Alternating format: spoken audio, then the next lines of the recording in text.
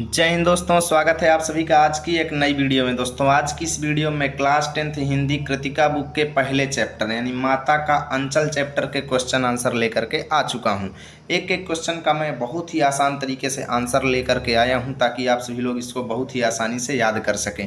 तो चलिए बिना देरी के वीडियो की शुरुआत करते हैं और एक एक प्रश्न का उत्तर अच्छे से देख लेते हैं। तो पहला प्रश्न है हमारे सामने कि प्रस्तुत पाठ के आधार पर यह कहा जा सकता है कि बच्चे का अपने पिता से अधिक जुड़ाव था। जब आप चैप्टर को पढ़े होंगे तो ये देखे होंगे कि बच्चा यानी भोला राम का अपने भोलानाथ का, ठीक है, बच्चा का नाम क्या था? भोलानाथ। तो भोलानाथ का अपने पिता से बहुत ज़्यादा जुड़ाव था, लेकिन फिर भी मुसीबत के समय में वह पिता के पास न जाकर अपनी माँ की शरण लेता है, ठीक है ना। यानी जब सांप से वो डर गया था तो पिता के पास नहीं गया, माँ के पास गया। आपकी समझ से इसकी क्या वजह हो सकती है? तो उत्तर में लिखेंगे कि माँ का स्नेह, ममता और सुरक्षा की भावना बच्चे के लिए पिता से अधिक महत्वपूर्ण होती है। यानी माता का प्रेम, ममता और सुरक्षा की भावना जो है एक बच्चा पिता से ज़्यादा महत्वपूर्ण मानता है, ठीक है ना। आगे लिखेंगे संकट की स्थिति में माँ का प्यार बच्चे को अधिक सहज, सुरक्षित और शांत महसूस कराता है, ठीक है। इसलिए वह पिता के पास ना जाकर माँ की शरण लेता है। आप लोग एक काम करिए, इसका स्क्रीनशॉट ले लीजिए, ठीक है। तब तक मैं अपना ये स्केच बदल लेता हूँ क्योंकि इससे ये बेकार लगने लगता है। चलिए दोस्तों, अब देखते हैं हम दूसरे प्रश्न को। दूसरा प्रश्न है कि आपके विचार से भोलानाथ अपने साथियों को देखकर सिसकना क्यों भूल जाता है? यानी भोलानाथ जब अपने साथियों को देखता है तो उसका सारा दुख कैसे दूर हो गया, ठीक है, और फिर प्रसन्न हो गया। तो उत्तर में लिखेंगे कि बच्चों के लिए अपने साथियों के साथ खेलना और मस्ती करना बहुत महत्वपूर्ण होता है। इसलिए भोलानाथ अपने साथियों को देखकर सिसकना भूल जाता है, क्योंकि उनकी संगति में उसे अपने दुखों का एहसास ही नहीं होता। भाई जब वो दोस्तों के पास होता है तो उसकी फीलिंग्स भूल जाती हैं, उसे बिल्कुल भी मतलब दुख का एहसास ही नहीं होता। ऐसा उसे लगता ही नहीं है कि वो किसी चीज़ की वजह से दुखी था, है ना। स्क्रीनशॉट आप इसका ले लीजिए। तीसरा प्रश्न देखते हैं कि आपने देखा होगा कि भोलानाथ और उसके साथी जब तब खेलते खाते समय किसी न किसी प्रकार की तुकबंदी करते हैं, अर्थात कुछ न कुछ वो लाइनें बोलते हैं जो पढ़ने में मज़ा आता है, ठीक है। आप चैप्टर पढ़े होंगे तो देखते होंगे हर 6 से 7 लाइन के बाद एक न एक तुकबंदी आती है। तो आगे प्रश्न बोलता है कि आपको यदि अपने खेलों आदि से जुड़ी तुकबंदी याद हो तो लिखिए। यानी अगर आपको भी आपके बचपन की कुछ तुकबंदियाँ याद हों तो यहाँ पर लिखो। तो हम लिखेंगे कि मुझे बचपन की कुछ तुकबंदियाँ याद हैं, जैसे आलू कचालू बेटा कहाँ गए थे, बंदर की झोपड़ी में सो रहे थे, है ना। ये सब चीज़ें जो हम बचपन में किया करते थे वो आप लोग लिख देंगे। आप अपने यहाँ का भी लिख सकते हैं, ये मैं अपने बचपन की यादें लिखा हुआ हूँ, ठीक है, आप लोग लिख सकते हैं। यहाँ पे दूसरा या सेम टू सेम आप इसे भी लिख सकते हैं, कोई दिक्कत नहीं है, ठीक है। अक्कड़ बक्कड़ बम्बे वो 80 90 पूरे 100, 100 में निकला धागा, चोर निकल के भागा, चोर को पकड़ लो, है ना। ऐसे था पूरा। आप लोग भी ऐसे ही बचपन में किया करते रहे होंगे, तो यही चीज़ यहाँ पे लिखना है। तीसरा है चंदू के चाचा ने चंदू की चाची को चांदी के चम्मच से चटनी चटाई, है ना। ये सब बचपन की यादें आपको यहाँ पर लिख देना है। स्क्रीनशॉट आप ले लीजिए। चलिए चौथा प्रश्न देखते हैं कि भोलानाथ और उसके साथियों के खेल और खेलने की सामग्री आपके खेल और खेलने की सामग्री से किस प्रकार भिन्न है। यानी भोलानाथ और उसके साथी खेलने के लिए जिन चीज़ों का प्रयोग करते थे, आपके खेलने के लिए आप जो जिन सामानों का प्रयोग करते हैं उससे वो किस प्रकार अलग है, ठीक है। तो उत्तर में लिखेंगे कि भोलानाथ और उसके साथी मिट्टी से बने खिलौनों, पेड़ों की पत्तियों, लकड़ियों आदि की मदद से खेलते थे, परंतु हमारे पास तो आजकल खेलने के लिए अनेक प्रकार की सामग्री हैं, जैसे बैडमिंटन हो गया, गेंद और बल्ला हो गया, लूडो हो गया, मोबाइल गेम इत्यादि हो गए, ठीक है। इतना आपको लिखना है भाई। स्क्रीनशॉट आप लेते चले, नोट्स बनाने के लिए ज़रूरी है, ठीक है। पांचवा है कि पाठ में आए ऐसे प्रसंगों का वर्णन कीजिए जो आपके दिल को छू गए हों। यानी चैप्टर पढ़ते समय आपने कौन कौन सी चीज़ें ऐसी पढ़ी जो आपके दिल को छू गई। तो उत्तर में लिखेंगे दिल को छू लेने वाले कुछ प्रसंग इस प्रकार हैं। पहला नंबर कि बाबूजी का बच्चे के साथ कुश्ती लड़ना और खुद को शिथिल करके बच्चे को विजेता बना देना, अर्थात जब पिताजी बच्चे के साथ कुश्ती लड़ रहे थे तो खुद अपने शरीर को ढीला कर लेते थे, जिससे बच्चा जीत जाता था और बाबूजी को चित्त कर देता था, है ना। यानी बाबूजी खुद को शिथिल कर लेते थे और बच्चे को विजेता बना देते थे। ये दृश्य मुझे बहुत अच्छा लगा। तो ऐसे ही आपको जो जो दृश्य अच्छे लगे हैं आप लोग नंबर बाय नंबर लिख सकते हैं। आगे दूसरा दृश्य मैंने लिखा कि बच्चे को खुश करने के लिए पिताजी का रोना, यानी पिताजी बनावटी रोना रोने लगते थे बच्चे को खुश करने के लिए, तो ये भी बहुत अच्छा लगा। तीसरा नंबर लिखेंगे कि सांप के डर से बच्चों को रोते चिल्लाते भागते समय बच्चों का चोटग्रस्त हो जाना और उनके पैर छलनी हो जाए। इस लाइन ने मेरे मन में बहुत ज़्यादा दुख उत्पन्न किया, दिल को छू लिया इस लाइन ने भी, तो आप इसको भी लिख देंगे, ठीक है ना। अंत में भोलानाथ का माँ की गोद में छिपना, ठीक है, भोलानाथ का माँ की गोद में छिपना, माँ की चिंता और माता द्वारा हल्दी लगाना हृदय में एक गहरी वेदना प्रकट करता है और माता की याद दिलाता है, ठीक है ना। इतना आप लोग लिख देंगे।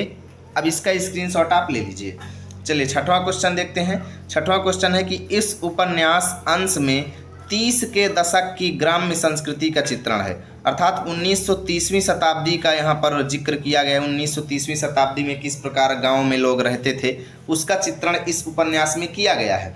तो प्रश्न बोलता है कि आज की ग्रामीण संस्कृति में आपको किस तरह के परिवर्तन दिखाई देते हैं, यानी उस समय कैसा माहौल था आपने चैप्टर में पढ़ा, परंतु आज यानी 2025 में कैसा माहौल हो गया है आप लिखिए, ठीक है। तो उत्तर में लिखेंगे कि 30 दशक के लोगों में आपसी एकता होती थी, सहयोग की भावना होती थी और नेचर के साथ उनका लगाव हुआ करता था, ठीक है। कोई भी डिजिटल व्यवस्थाएं नहीं थी, लोग एकदम सादा जीवन जीते थे 1930 के दशक में।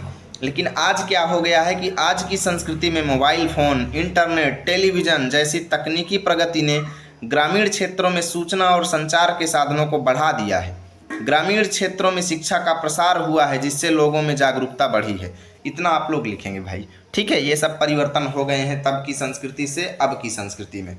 चलिए सातवां प्रश्न देखते हैं। सातवां प्रश्न है कि पाठ पढ़ते पढ़ते आपको भी अपने माता पिता का लाड़ प्यार याद आ रहा होगा, यानी माता पिता का कुछ प्रेम आपको याद आ रहा होगा जब आप चैप्टर पढ़ते हैं। तो अपनी इन भावनाओं को डायरी में अंकित कीजिए, यानी अपनी इन भावनाओं को यहाँ पर उत्तर में लिखिए।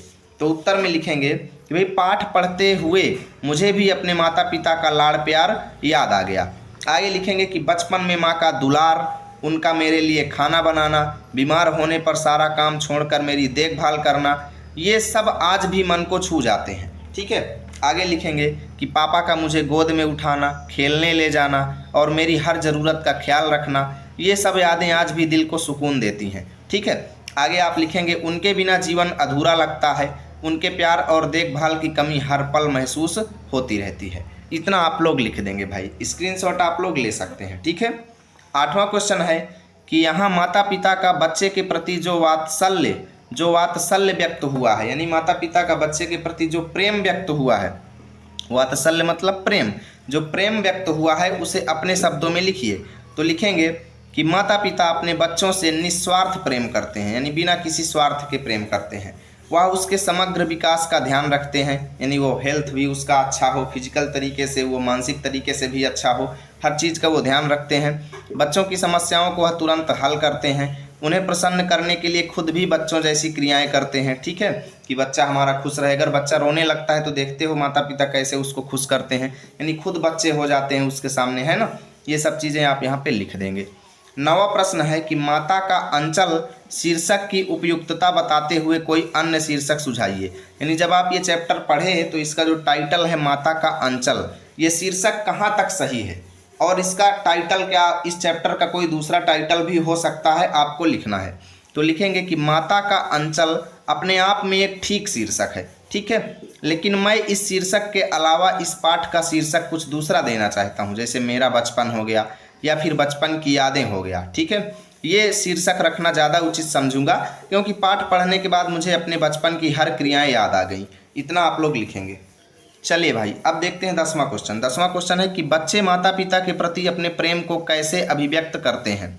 तो लिखेंगे कि बच्चे आम तौर पर अपने माता पिता के प्रति प्यार और स्नेह अलग अलग तरीक़ों से व्यक्त करते हैं, जैसे कि उनके साथ समय बिताना, उनसे बातें करना, उनकी गोद में बैठना, उन्हें गले लगाना, वे उनकी आज्ञा का पालन करना, उनके साथ खेलना या उनकी मदद करना भी पसंद करते हैं, ठीक है। ये सब बच्चे जो हैं इन तरीक़ों से बच्चे माता पिता के प्रति अपने प्रेम को व्यक्त करते हैं। आप लोग इसका स्क्रीनशॉट ले लीजिए। 11वां प्रश्न है कि इस पाठ में बच्चों की जो दुनिया रची गई है वह आपके बचपन की दुनिया से किस तरह अलग है, यानी इस पाठ में जो बच्चों का लाइफ दिखाया गया है 1930 के दशक का, वो आपके बचपन की लाइफ से किस तरह अलग है, यानी आप बचपन में किस तरह की ज़िंदगी जीते थे उससे ये किस तरह अलग है। तो लिखेंगे कि पाठ में बच्चों की जो दुनिया रची गई है उसमें बच्चों को प्रकृति के साथ खेलने, मिट्टी में खेलने और अपने माता पिता के साथ अधिक समय बिताने का अवसर मिलता है। ठीक है। और मेरे बचपन की दुनिया थोड़ी अलग थी भाई, क्योंकि आज के दौर में तकनीक आ गई है, टेक्निकल चीज़ें आ गई हैं और पढ़ाई का भी दबाव ज़्यादा हो गया है।